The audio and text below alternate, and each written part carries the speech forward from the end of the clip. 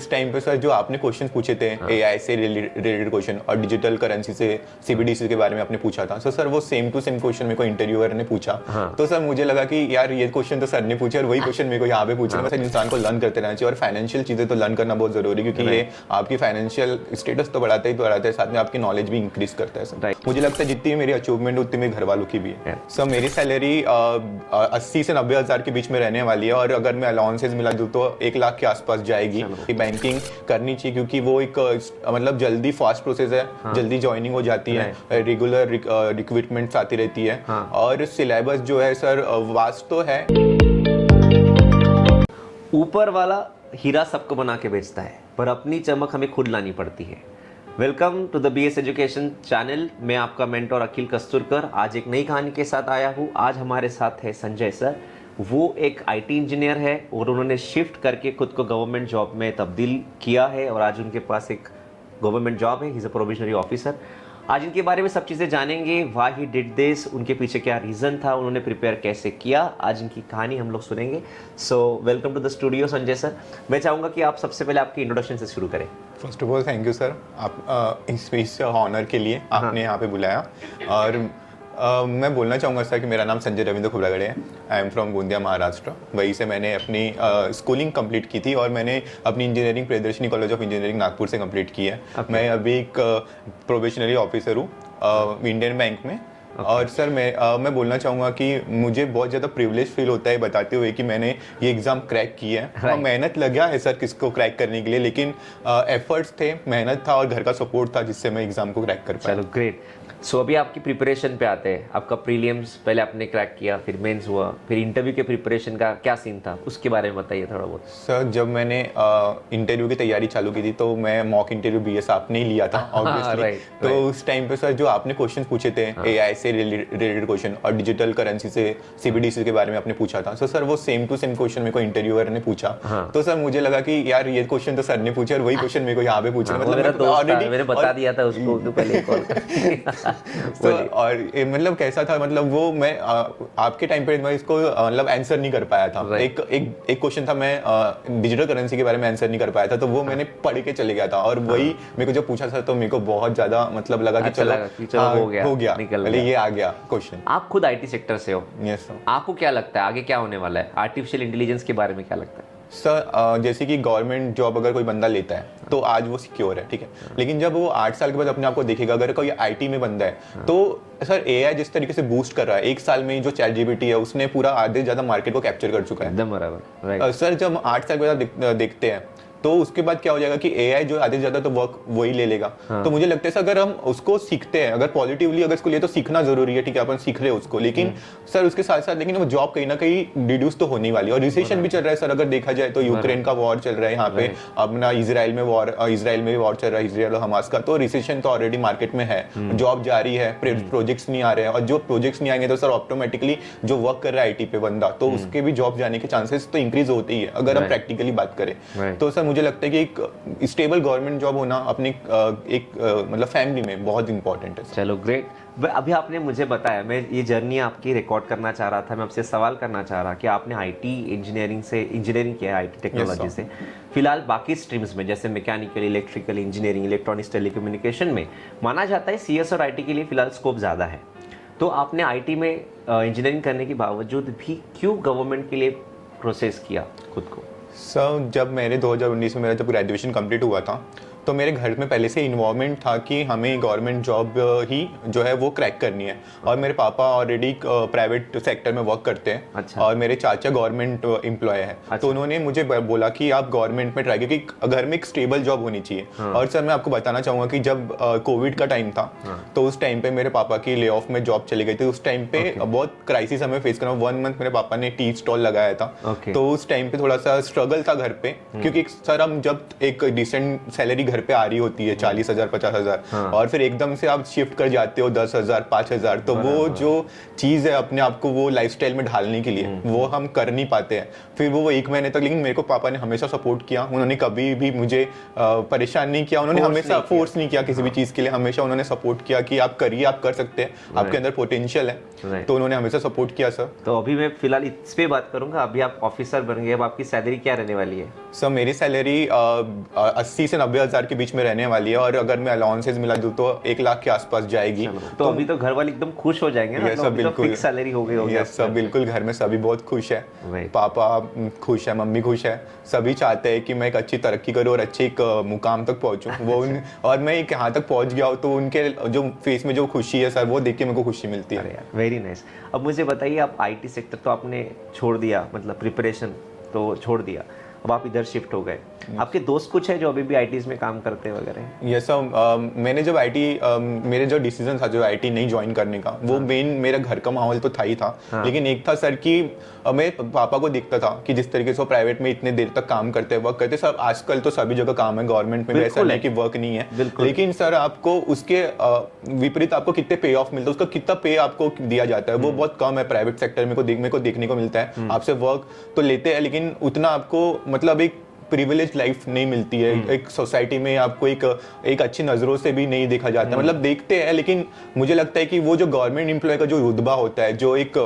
वो रिस्पेक्ट होती है सर, वो एक अलग लेवल की होती है। घर पे फैमिली पे हर कोई रिस्पेक्ट करता है उस चीज को, और एक स्टेबल इनकम भी आती रहती है। जैसे मेरे पापा की जॉब चल गई थी तो हमारे को जो फाइनेंशियल क्राइसिस फेस करना पड़ा था, एक गवर्नमेंट एम्प्लॉय को नहीं करना पड़ा होगा। True, very true. वो मेरे चाचा गवर्नमेंट एम्प्लॉय, वो हमेशा मतलब उनके घर में स्टेबल इनकम आती रहती है, लेकिन हमारे घर पे जो हुआ था उन्होंने सपोर्ट किया नो डाउट, लेकिन चाचा ने भी किया था पापा को, ऐसा नहीं है, लेकिन सर जो घर की कंडीशन है उसको मगर मैं वो घर के नहीं बोलते, बट हमें तो दिखता है कि अभी हम भी बड़े हो जाते हैं, हमको भी दिखता है कि नहीं यार प्रॉब्लम तो आ रहे हैं, इसे फेस करना चाहिए। Very well. तो सर अभी मैं आपसे जानना चाहूँगा, जब आप गवर्नमेंट की तरफ बढ़े तो आपने कैसे चूज़ किया कि बैंकिंग की तरफ ही जाना है, कि आपका पहले से डिसाइडेड था बैंकिंग, कि आपने कुछ और भी प्रिपेयर किया था पहले? नहीं सर, मेरे को तो घर से था कि आप गवर्नमेंट करिए, मुझे ऐसा नहीं था कि कौन सा करना है, ये तो मुझे पता ही नहीं था कि कौन सा करना है। तो एक्चुअली मेरा एक भाई है, कजन ब्रदर, उसने वो बैंकिंग की तैयारी कर रहा था, उसने मेरे को बोला कि बैंकिंग करनी चाहिए क्योंकि वो एक मतलब जल्दी फास्ट प्रोसेस है, जल्दी ज्वाइनिंग हो जाती है, रेगुलर रिक्रूटमेंट्स आती रहती है, और सिलेबस जो है सर वास्ट तो है, लेकिन कैसा है कि आप अगर कंटिन्यूटी और कंसिस्टेंसी से करोगे तो आप क्रैक कर सकते हो।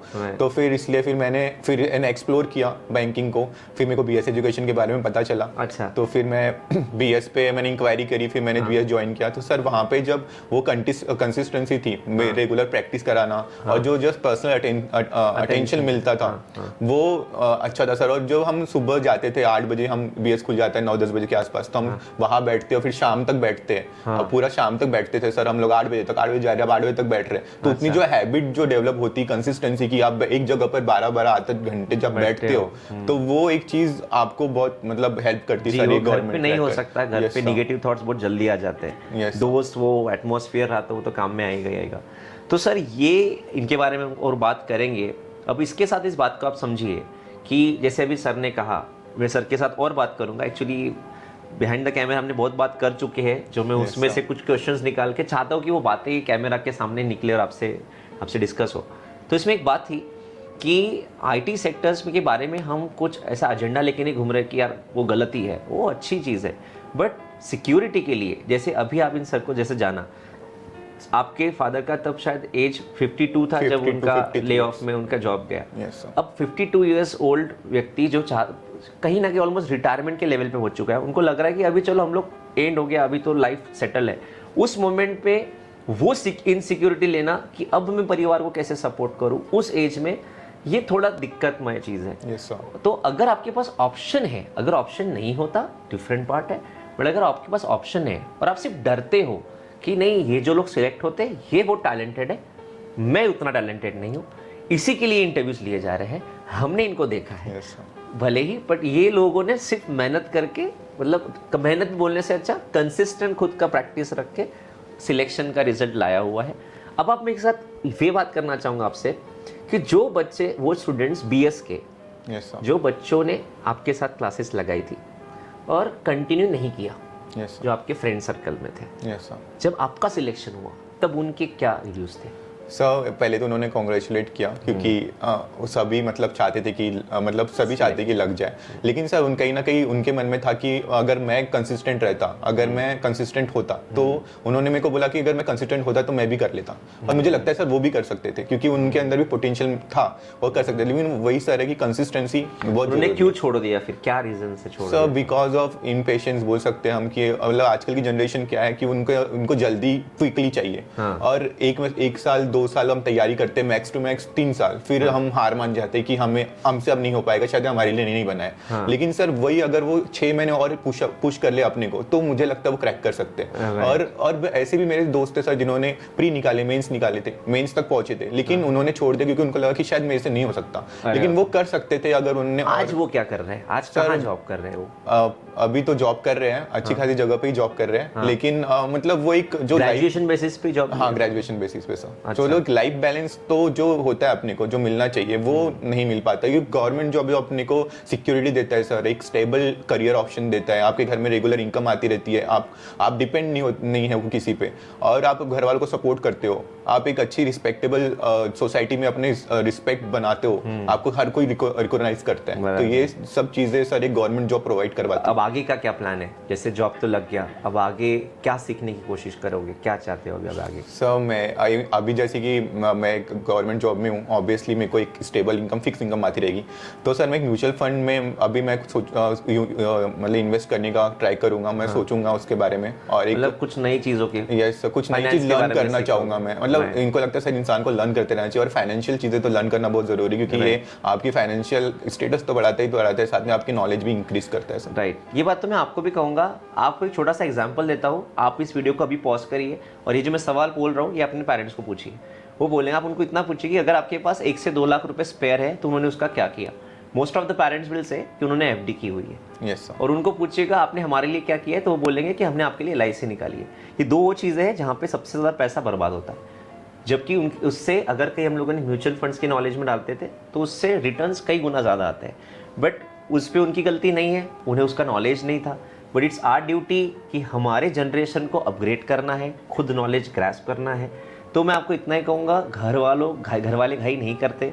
ये एक्चुअली कहीं ना कहीं बच्चों की घाई होती है जो वो पेरेंट्स पे धकेल देते हैं कि पेरेंट्स को सपोर्ट करना था इसलिए मैं प्राइवेट में चला गया। ये गलत है यार। वो कैसे इतना साल, आप भी बता रहे थे अभी ये सब पापा ने कभी मेरे को फोर्स नहीं किया, उन्होंने ओनली 1 महीने उन्होंने खुद, मतलब मैं बोलूँगा सर उन्होंने ही स्ट्रगल किया। वही। और मुझे हमेशा बोला कि तू पढ़, तेरे अंदर पोटेंशियल है, तू कर लेगा। और उन्होंने हमें सपोर्ट किया। मेरे घर में मेरे मम्मी ने, मेरे पापा ने, मेरी सिस्टर ने जो यंगर है सर, उसने भी मेरे को बहुत सपोर्ट किया, हमेशा सपोर्ट किया। और मुझे लगता है जितनी मेरी अचीवमेंट उतनी मेरे घर वालों की भी है। ऑफकोर्स है, क्योंकि घर में एक जन जीतता है। घर में किसी को भी गवर्नमेंट जॉब लगे, लोगों को लगता है वो अकेला जीता है, वो अकेला नहीं, पूरी जनरेशन जीती हुई है। क्योंकि घर में एक जब सिक्योर जॉब आता है तो घर का एजुकेशन, घर की परवरिश डेफिनेटली डिफरेंट पार्ट पे होना चालू हो जाता है। सर आप क्या एडवाइस करोगे जो बच्चे फिलहाल पढ़ रहे हैं उनके लिए? पहले आप वो बता दीजिए।